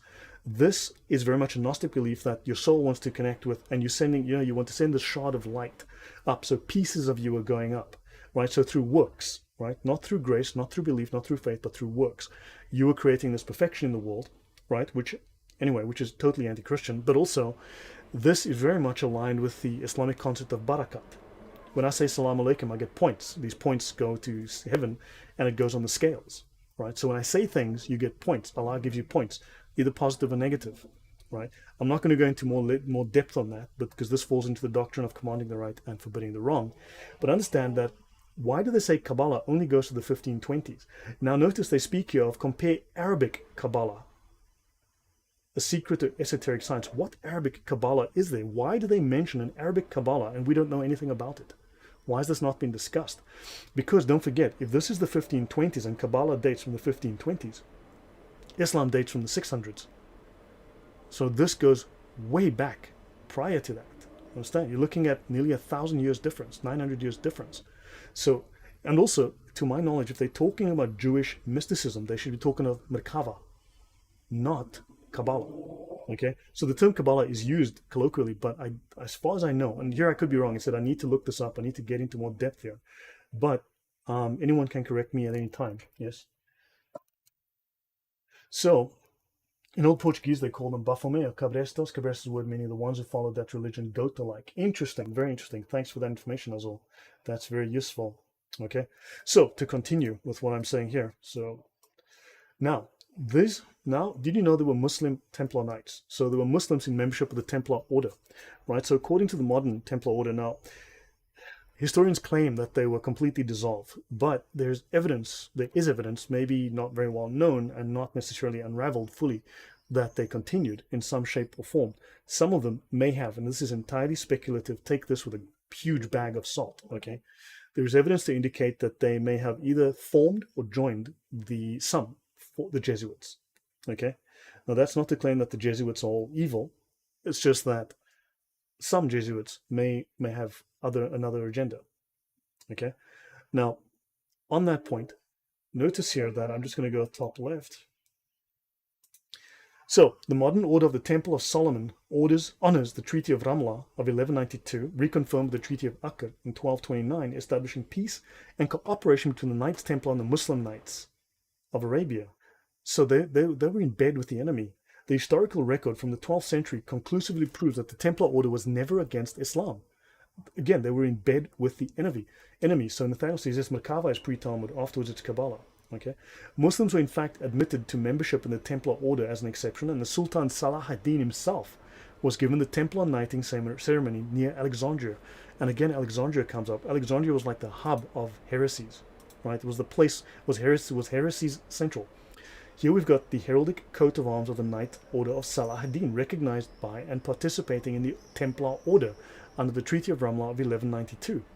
Muslim Templars. These people, Islam is explicitly anti-Christian, and these guys are going, well, actually, we're not enemies, we're good friends, really, we believe the same things. The Templars, they believe they're on the same side. The enemies of Christ were generally the same as the enemies of Islam. Evildoers are the enemies of all faith, opposed to the principle of religion itself, and are thus the enemies of God. Therefore, the Templars were never crusaders against Muslims. Understand, this is so factually inaccurate that these guys are writing this. I mean, this is as bad as the 1963 Vatican II document writing about Islam. It's completely... This was written by a retarded 5-year-old, right? Now, to change gears a slight bit, now let's look at the Catholic Church and their views on Freemasonry. I've skipped one slide, which says that this encyclical given by the Pope is still in effect today. We wish it to be a rule, first of all, to tear away the mask of Freemasonry and to let it be seen as it really is. Okay, to instruct people as to the artifices, the lies and deceits used by societies of this kind in seducing men and enticing them into their ranks, and as to the depravity of their opinions and the wickedness of their acts. Our predecessors have many times repeated, let no man think he may for any reason join the Masonic sect if he values his Catholic name and his eternal salvation as he ought to value them. Let no one be deceived by a pretense of honesty.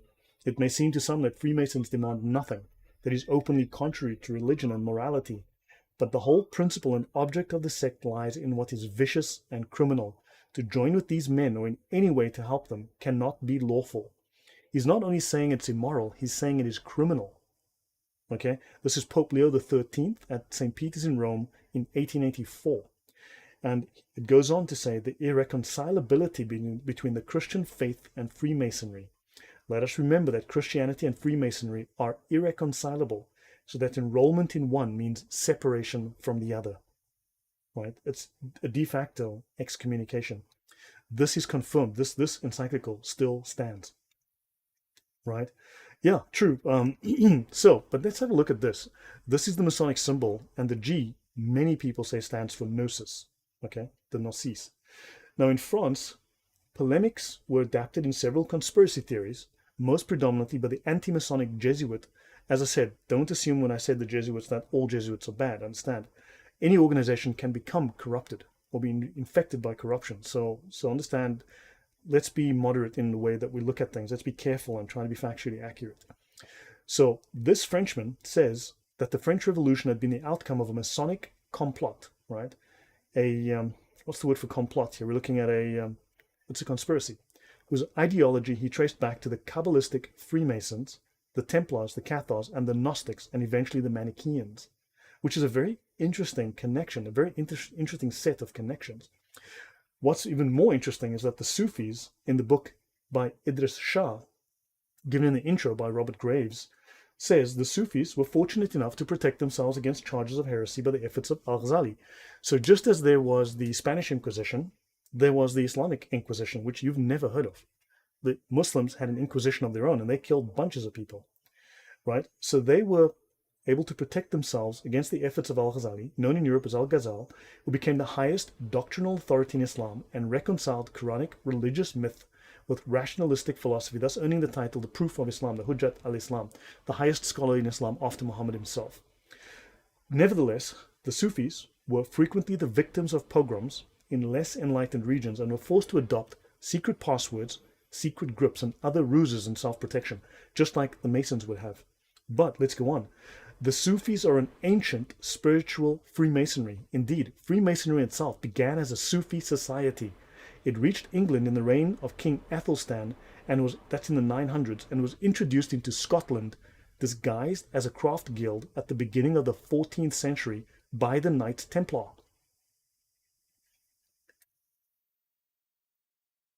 What do you make of that? This is a Sufi, well-known, respected author, saying that the Sufis are the originators of Freemasonry. They themselves were like Freemasons, right? Secret passwords and so on. Freemasonry is a Sufi society. Went to England in the 900s, introduced into Scotland disguised as the Craft Guild by the Knights Templar, which makes the Knight Templar Sufis, makes them Muslims, right? Sufis are the highest of Islamic scholars. Any comments from you guys? The Jesuits were infiltrated by Freemasons. Not all are bad, of course, and no surprise, since they're at one point the spearhead against Masonry. They had to be taken down. I would agree with you. That's why the Catholic Church needs to be taken down. Fortunately for those who hate the Catholic Church, the Protestant churches are absolutely perfect, right? Perfect. Never sinned. Whiter than Jesus' record, right? Spotless. Sure, buddy. I come from a Protestant church, and man, I do not like what my church is doing. I'll tell you that. So notice there's another letter from 1725. This slide is not finished. I was still busy writing this one. This is pamphlet written 1725 in the Bodleian Library among the manuscripts of Mr. Rawlinson. And the first concerns the Freemasons. To draw towards conclusion, to give my opinion seriously concerning these prodigious virtuosi. My belief is that if they fall under any denomination or belong to any sect of men which has appeared in the world, they may be ranked among the Gnostics. He's talking about the Freemasons. The Freemasons deny being Gnostics. Yet, if you read Albert Pike, he speaks of Gnosticism within Freemasonry, right? So this story, why are they denying? Methinks they do protest too much, right? Now, the Gnostics took the original from Simon Magus, and I did a show on Simon Magus, which was my previous show. He is regarded as the father of all heresies. So the Christian Gnosticisms, the Christian heresies, started with Simon Magus. He was your proto-Gnostic. So they were a set of men ridiculed not only Christianity, but even rational morality. They were antinomians, teaching that they should be saved by their knowledge and understanding that no mortal man could tell what. In other words, the confused babblings of idiots. They babbled of an amazing intelligence that they had from nobody knows where. They amused and puzzled their harebrained, unwary crowd with superstitious interpretations of extravagant talismanic characters, symbols, and abstruse significations of uncommon Kabbalistic words. If you watch the end of the Matrix, when they meet the architect and this guy starts spouting off, that's Gnostic crap the guy's talking, okay? Which exactly agrees with the proceedings of our modern Freemasons. So Richard says we have to be careful tarnishing all Templars as Freemasons. Like any other organization, the Templars are most likely infiltrated. They were eventually corrupted. I mean, they did eventually become corrupted, okay? So the Knights Templars are Sufis, very yes. Understand, so all of this ties together. Let's continue. Now you have the Ku Klux Klan. This is the white book, the holy book of the Ku Klux Klan. It's called the Qur'an. You may have heard of a similar holy book by the name of the Qur'an, right? Notice the Templar symbolism on the cover, the Templar symbolism here. So the holy book of the KKK is called the Qur'an. What you may not be aware of is that the very earliest uniform of the KKK and the very earliest symbol was not the cross. The KKK did not start off using the cross. They started using what you know as the star and the crescent. The first symbol of the KKK was the star and the crescent. You may have seen this star and crescent somewhere before. If you can think about it, drop it in the chat. Let me know, because I can't think where I've seen the star and the crescent before. The Sufis, yeah. Yes, seriously, Nathaniel. Seriously. Let's have a look. This is, you'll see here on this uniform of the KKK, this is the earliest surviving uniform of the KKK with the earliest surviving symbol. Okay? They have the star and the crescent rotated 90 degrees. Now let's look at the same person in a different photograph. Okay, this one's been colorized, right? Here with the star and the crescent, the Islamic star and crescent rotated 90 degrees. This is the very earliest uniform of the KKK. Let's continue. This book here, this was published in 1924, on the March 25th, 1924, okay, or something like that. The photo was taken in 1915, and it has a man called R.J. Brunson, who was 82 at the time, taken in Pulaski, Tennessee. This book is in the collection at the University of Tennessee. This says an original Klansman wearing an original robe believed to be the only original robe in existence. Now, I find it odd that this organization has gone out of their way to destroy every other sample of their original symbol and their original robes. Wouldn't you find it odd? Why would they do that? Why would they want to hide their history? So this is likely the same man in the same uniform as above, but I'm not absolutely sure. This photo was taken near Pulaski, Tennessee in 1913. This is from the Klan History website. Okay. Now, what do you guys think of that? The fact that the original symbol of the KKK was the crescent and the star. So I've only got a few slides left. I'll be done shortly. I'll be done soon. So I want to wrap this up. We're going to go on to a group that is actually higher than the Freemasons called the Shriners. Okay. To become a Shriner, you must first become a Freemason, go through various of the initiation rituals, and then you can join the Shriners. So the Islamic Shriners, right? Now this fez, this cap, is a symbol of Ottoman affiliation and adherence to Islam. It originates in Fez, Morocco. Now in 1033, we know that 6,000 Jews were killed there. There were further massacres in Fez in 1276 and 1465. Now there are reports, the Qur'an, exactly, Azul. Now there are reports of 50,000 Catholics being killed near Fez, Morocco, and the Fez cap was dipped, the caps were dipped in the blood, and thus the caps are made red because as a reminder of the victory over the Catholics. I cannot find any credible evidence of this claim of these 50,000 Catholics that were killed, okay? Now, this fez was adopted as the Shriners' official headgear in 1872. Now, I did find, I just can't find the link right now, but I did find a long list of atrocities committed against the Jews. And there was a supposed atrocity in Fez or near Fez, Morocco, of 120,000 Jews. I've put the question marks here because I cannot find the original link. It's on Wikipedia, of a long list of atrocities against the Jews, and supposedly 120,000. So again, when I find the link, I'll post it, but right now just take this one with a grain of salt, okay? Now the Fez cap says Islam, and it has, you can see, the crescent and the star, and the sword of Ali, the sword of Allah. Interesting that Ataturk outlawed the fez. Yes, interesting. Excellent teachings, Lloyd. Lots of work. So welcome. Thank you. Now, so guys, yeah, please let people know. Hit the like button. Let people know. Share this far and wide. Spread this. Please don't tell me that I've been corrupted. I'm a Knight of Columbus. Richard, I may have very bad news for you. But let me continue. Now, the Islamic Shriners, right?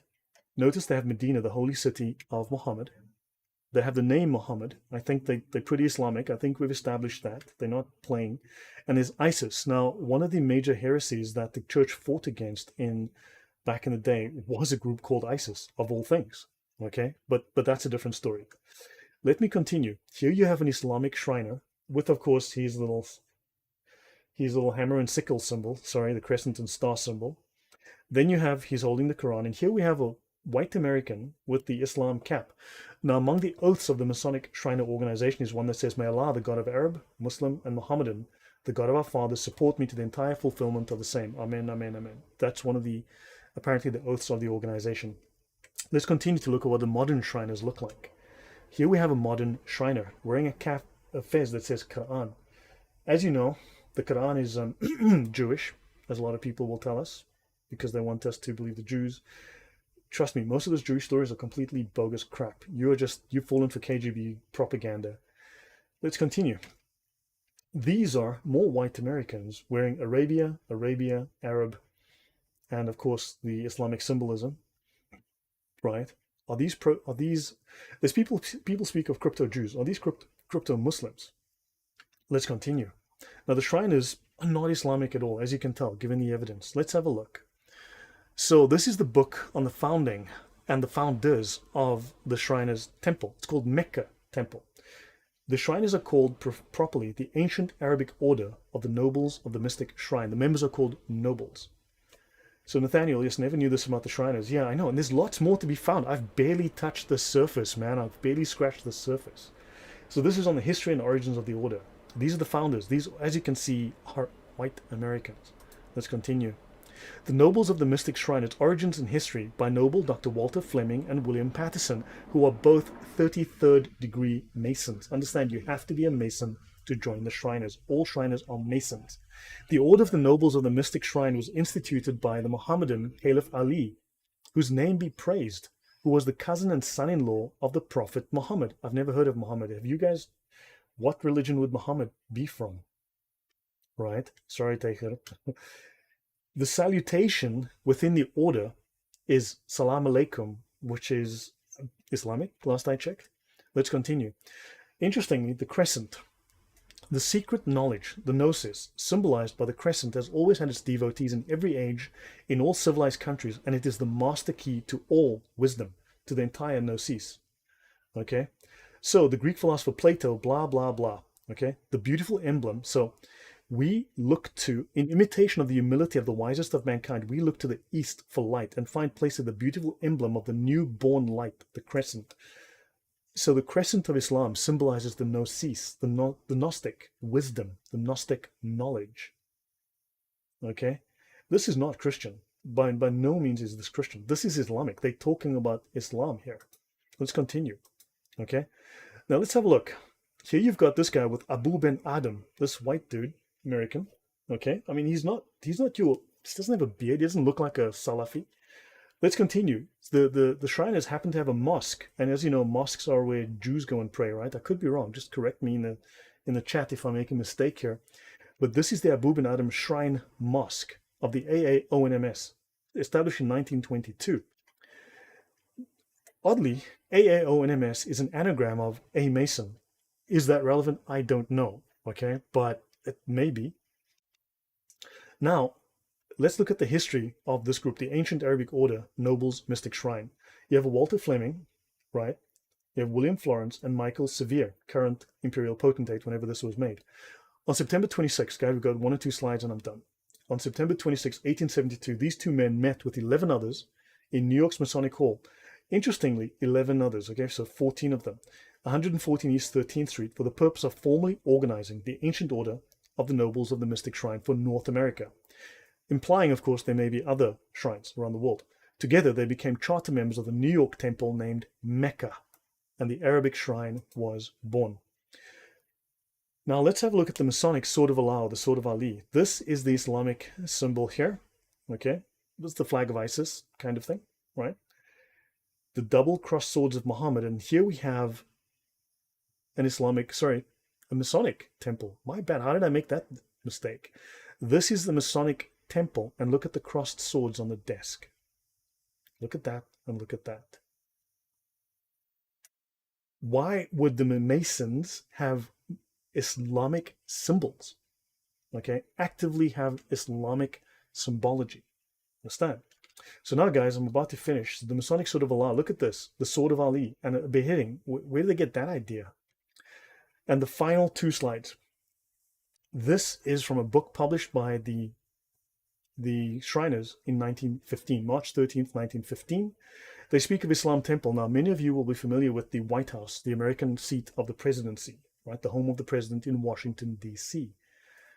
However, there is... Dodzor was timed out. That's crazy. Dodzor's one of the good guys, as far as I know. Okay, so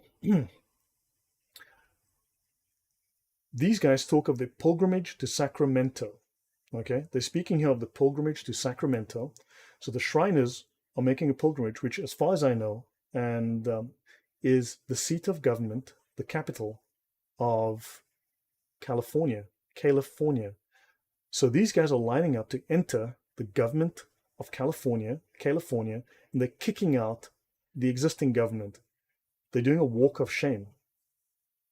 Okay, so they're doing a walk of shame here. They're kicking out the government of the seat of government of California, from the capital of the government of California, and they're calling this the Islam Temple.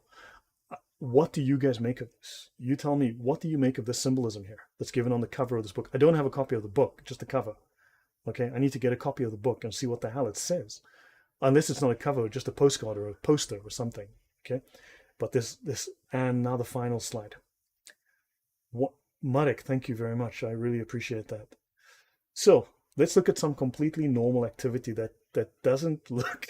It's California. So let's look at some completely normal activity. Okay, normal adult activity. And ask yourself, what does a crypto Muslim look like? Okay. So California, that land name is always suspect. Do I have any sources of the name origin that can correlate? I don't know. Again, there's room for exploration here, guys. I'm just presenting what I think may be room for exploration. Now let's have a look. Look at this picture and tell me that doesn't look perfectly normal. Perfectly normal, right? Totally normal, right? So where do you think this picture is taken? So let's have a look. This is Los Angeles, 1925. Los Angeles Shriners. This is their Arab patrol in costume, dancing with people looking on. Now you tell me that this formation is something that normal heterosexual people get up to. If you think this is normal heterosexual behavior, just drop a comment in the chat.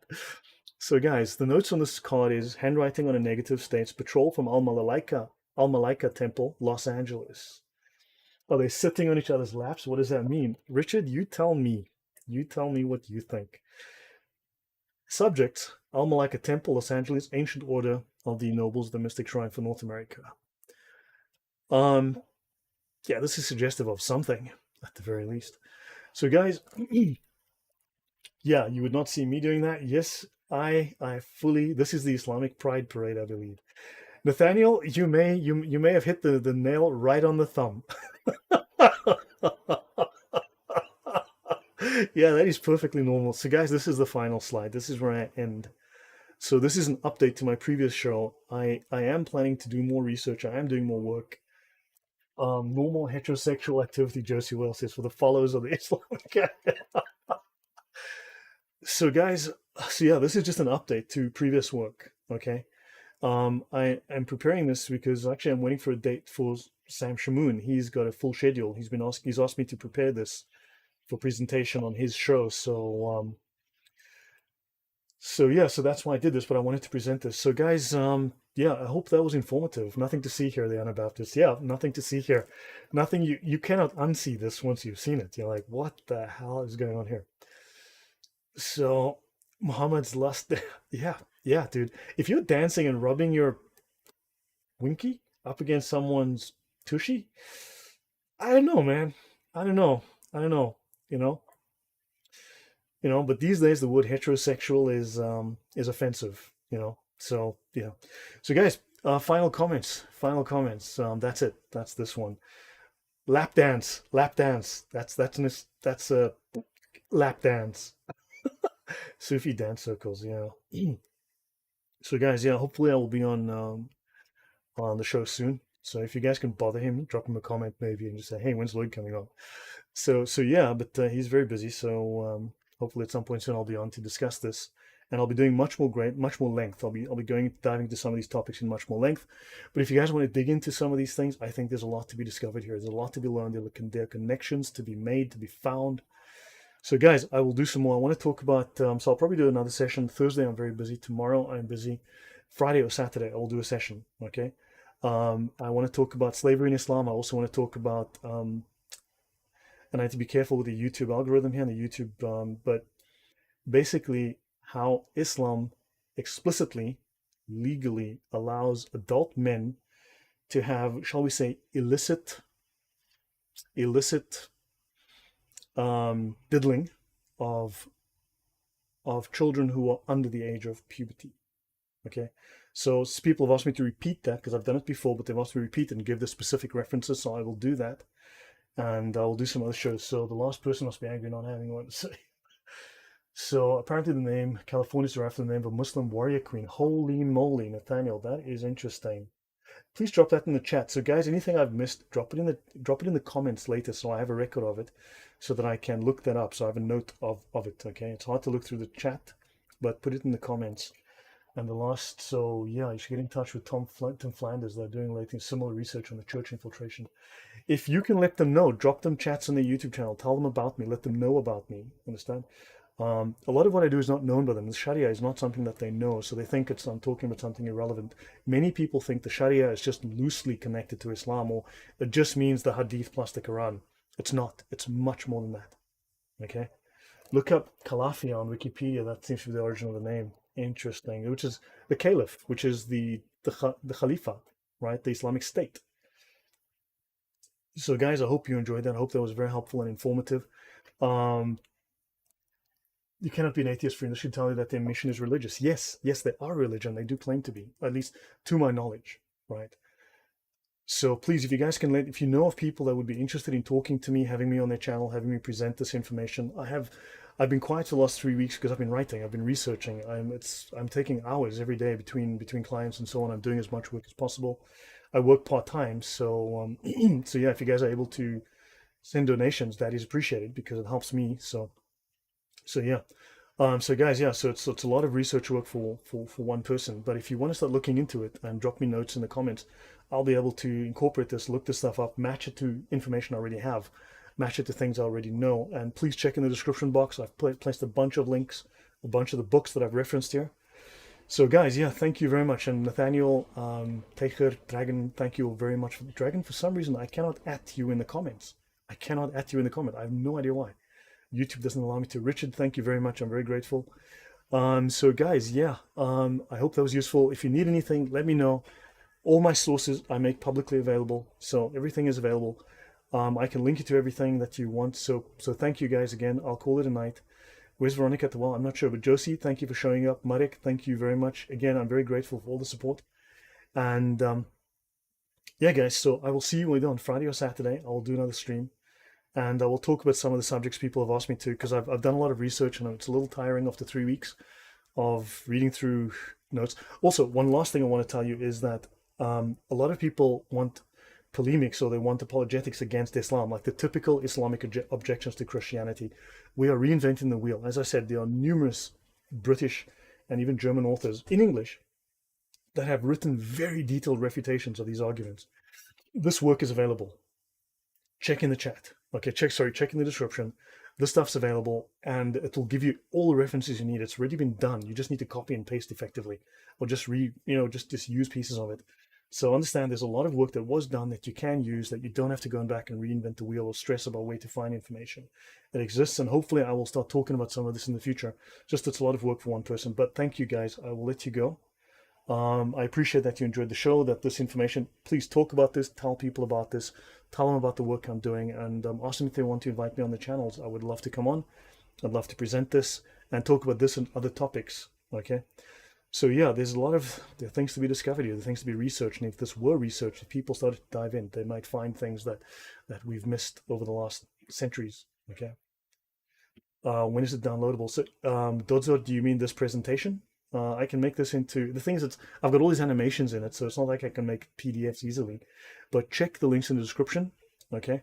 I have tons and tons of the resources and references that I've used here in the description. If I've missed anything, let me know in the comments. I will put them in. Okay. But also, look, if you need to find me, I'm on Adam Seeker's Discord. Okay. You can find me there under my name on Adam Seeker's Discord channel. It's really good. There's some good guys. I learn a lot there myself from other people, and I try to post there quite regularly. So yeah, find me on Adam Seeker's Discord channel, and I will see you guys in the near future. Okay, take care, guys, and thank you very much for your time. I do appreciate all the support. It's been fantastic. Thank you again. Good night.